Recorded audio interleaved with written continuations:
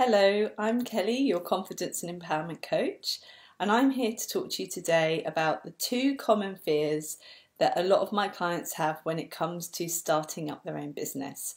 So I've found these two fears come up regularly with all the different people that I work with. I've helped hundreds of people now either set up their own business or find their life purpose or start to create the life that they would really, really love, even if it's staying in the career that they're in right now, but creating more joy and more happiness in their life.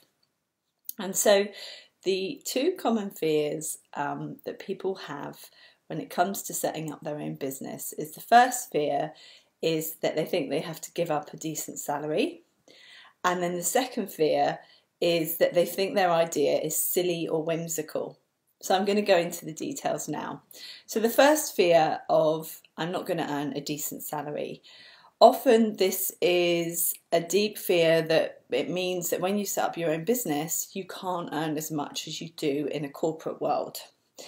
And this fear is just simply not true. It's absolutely possible to earn the same or much, much more. Actually, your earning potential is limitless when you run your own business because you have the power to create whatever you want. And you're not limited by promotions and pay brackets and industry standards.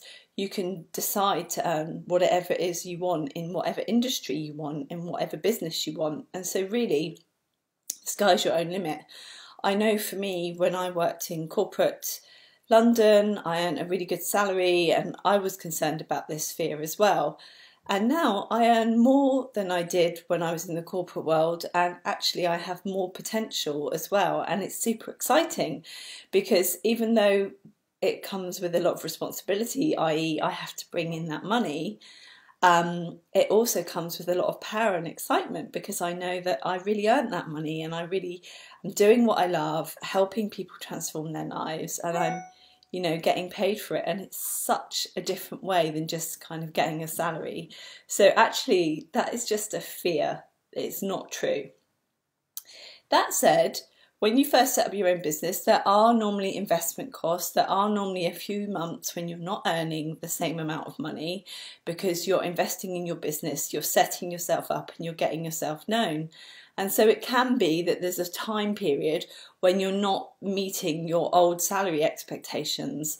So I really go through my clients with a viability plan, a proper viability plan where we see the viability of their business, what income they need to cover and what income they need to make in order to be able to survive.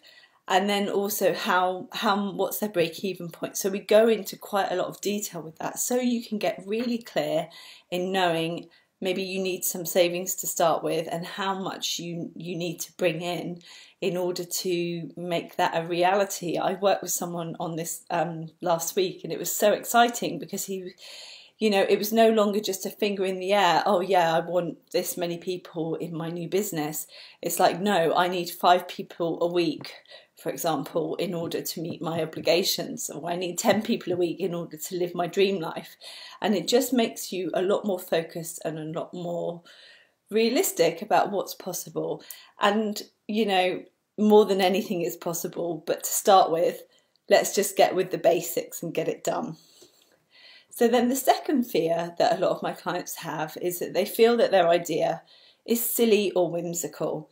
And often I've heard things like, I would really love to move to Greece and set up a restaurant with my mum, who's from Greece, because she's an amazing cook.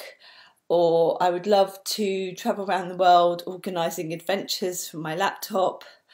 Or I would really love to set up a toy store that really interacts and helps kids learn. Or I would love to set up a yoga centre that also does nutrition, so I actually help people learn how to live a healthy life much more easily. Just it goes on and on and on. And the first thing that people say is, oh, but that idea is so silly, like everyone wants to do that, of course. And no, not everyone wants to do what you want to do. That's not true. I mean, if you're in a corporate environment, yes, we do have dreams and wishes of, oh, I would love to escape and have more freedom. But not everyone wants to become a yoga teacher, or not everyone wants to become a healthcare professional. And you know what? I do see a growth in people wanting to help others more and work in wellness.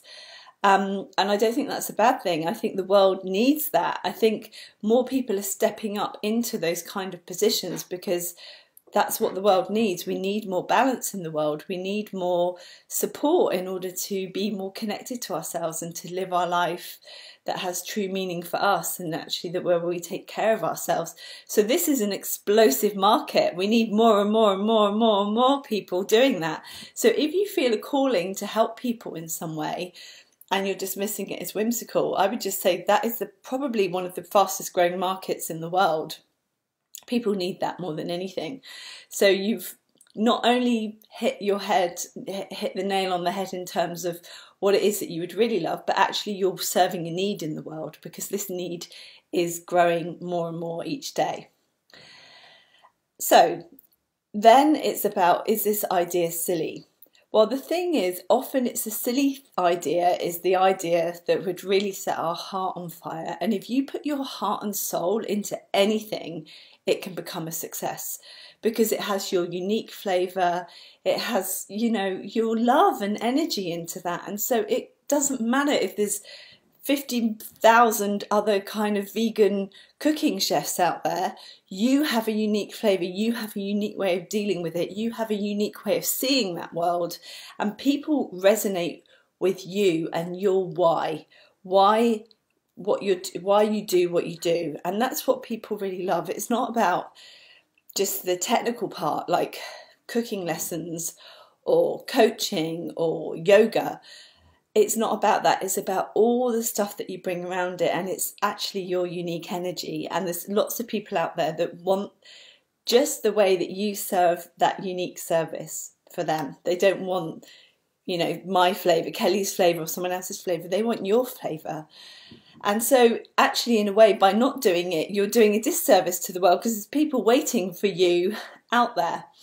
So I would really invite you to at least explore the possibility. I'm not saying you quit your job without any viability planning, without any checking of, you know, whether it's a good market or not, and just go and launch something with, you know, that's crazy.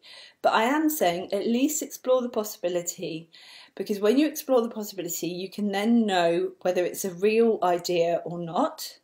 And if it isn't, and it doesn't feel good, it doesn't feel safe, it actually doesn't feel right for you, actually when you explore the possibility, you're like, no, I just want to stay in my job, then good, you can put all those what ifs to bed with confidence that you know you've explored it and it's not for you.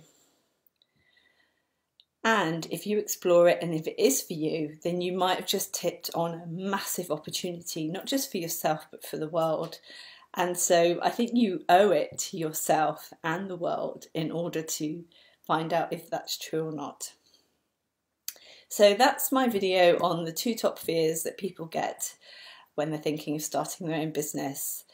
Tell me what you think. Are these fears common to you? I'd love to know. Share them in the comments below, and I'll see you in my next video. Lots of love. Bye.